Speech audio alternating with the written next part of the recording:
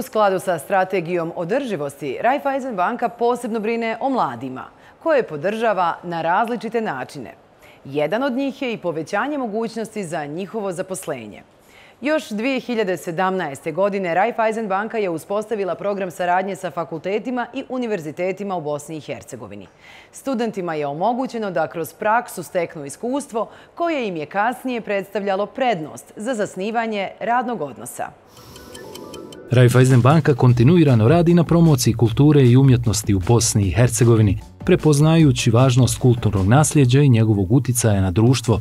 Sarajevo Film Festival i Kids Festival su samo neki od kulturnih događaja kojima je Raiffeisen banka pružala podršku.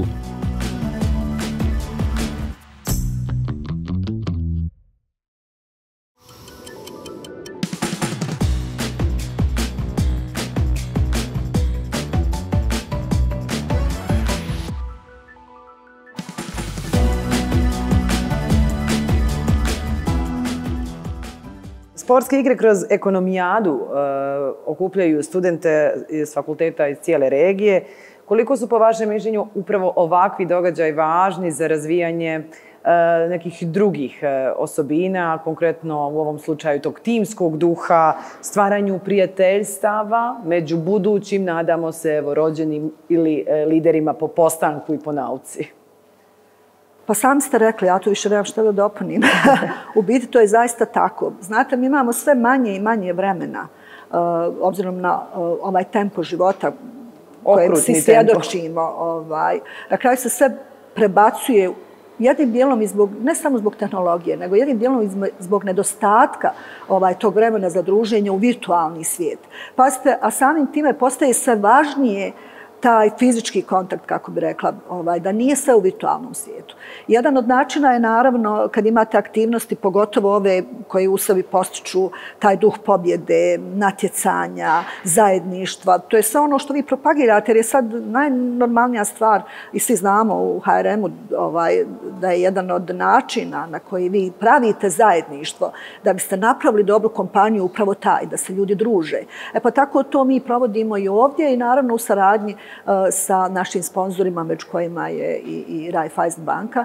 I u biti su to stvari koje ne smijete da izostavite, jer mi ovdje smo ujedno i odgajatelji i ujedno oni koji kada učite ih određenim, hajmo reći, osobinama komunikacije, to je najbolji način da to uradite u praksi, kako bih rekla. Tako da to su neke stvari u kojima mi okupljamo, pa često i sami znamo da to isfinansiramo, pošto recimo u nekim dijelovima naše zemlje fakulteti nemaju, govorim naravno o državnim fakultetima, nemaju mogućnosti da to isfinansiraju. Tad mi nađemo sponzore i nađemo razumijevanje, među kojima je jedan od tih koji nam uvijek izađe u susret i Raiffeisen banka, da mi to isfinansiramo kako bi se oni družili. Jer pazite, tu se u stvari prave, kako bi rekla, kontakti koji će sutra prerasti u poslovne kontakte.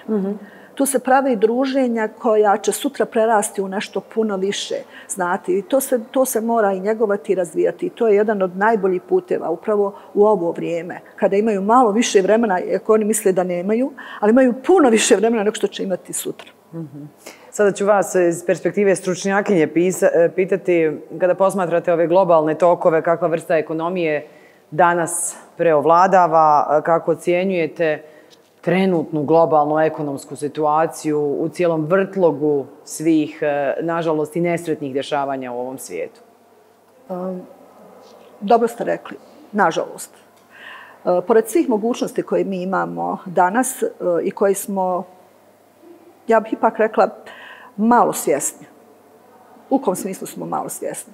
Sve ono što je nakon pandemije, jednostavno svijet se podijelio na period prije pandemije i poslije pandemije i moramo biti toga svjesni.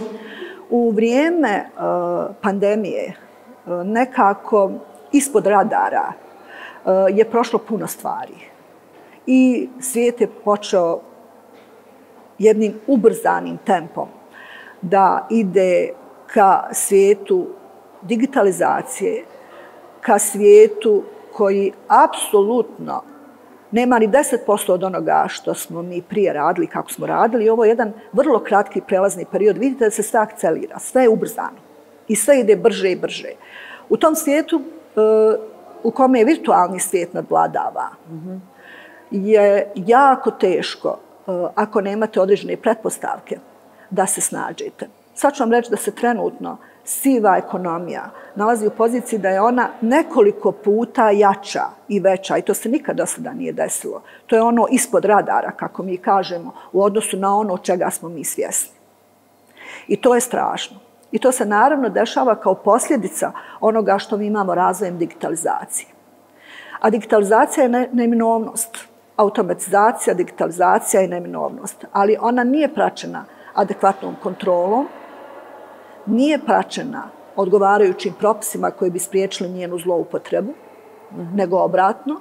I tu se naravno posljedično pojavljuje jedna masa, kako bi rekla, događaja koji mi zbog političke situacije i svega oko sebe nismo svjesni, jer se jako brzo dešavaju. Mi u stvari ulazimo u jedan svijet kompjuterizacije, digitalizacije, jedan virtualni svijet koga nismo ni svjesni. A ništa ne radimo na zaštiti, prije svega na zaštiti našeg identiteta. Jer sada je sve dostupno. I nismo svjesni koliko je dostupno. Jer sve što jednom krene u elektronski zapis, to se više nikad ne briše. I samo je stvar koliko ste vi dovoljno upoznati i koliko ste vi dovoljno sposobni da te podatke i obrazovani, da te podatke ili iskoristite u pozitivnom smislu ili da iskoristite u negativnom smislu.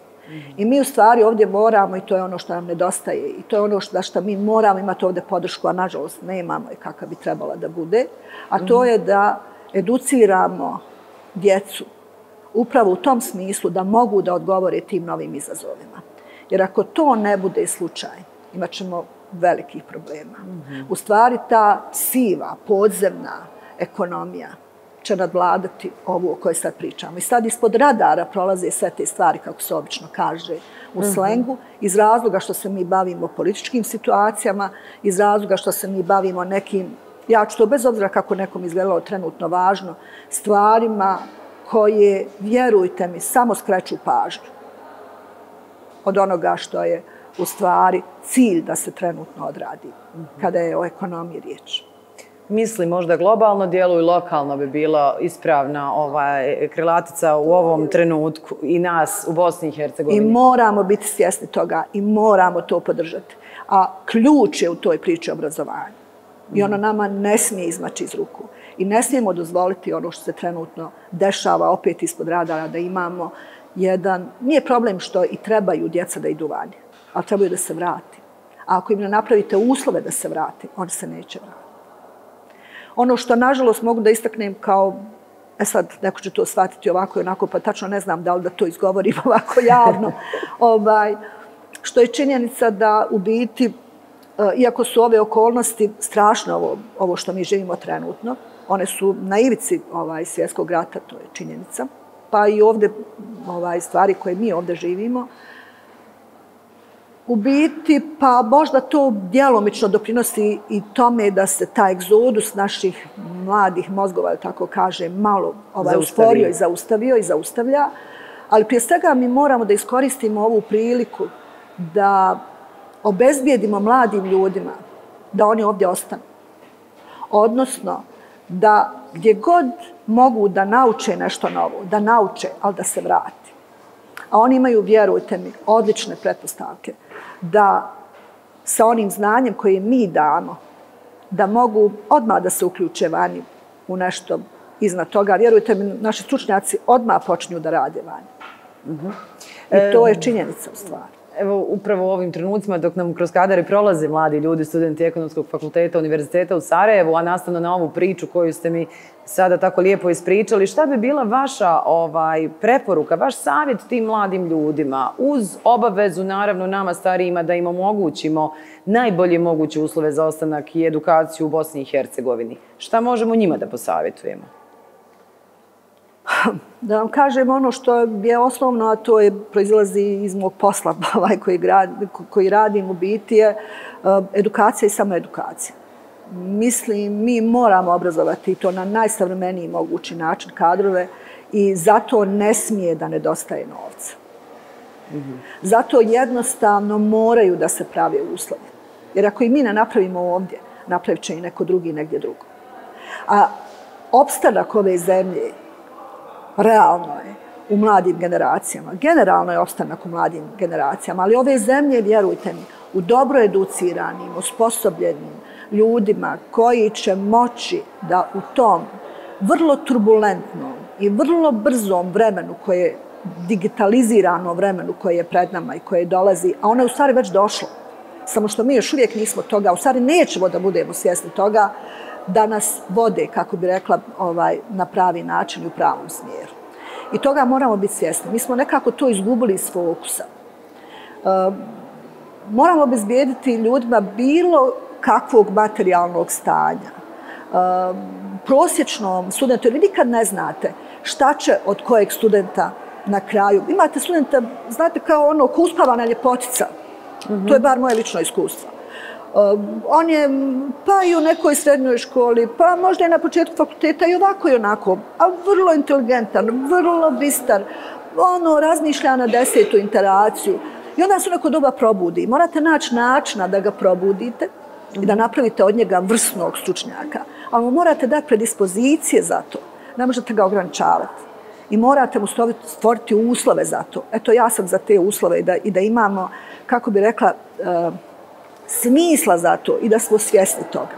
Eto, to je onako moja poruka, jer ono što je naše najvrijednije, vjerujte mi, generalno su ljudi najvrijedniji, ali ono što je ovdje u Bosni i Hercegovini najvrijednije, to su mladi, kreativni ljudi, ljudi sa maštom, ljudi koji su komunikativni. Nama je to u genima.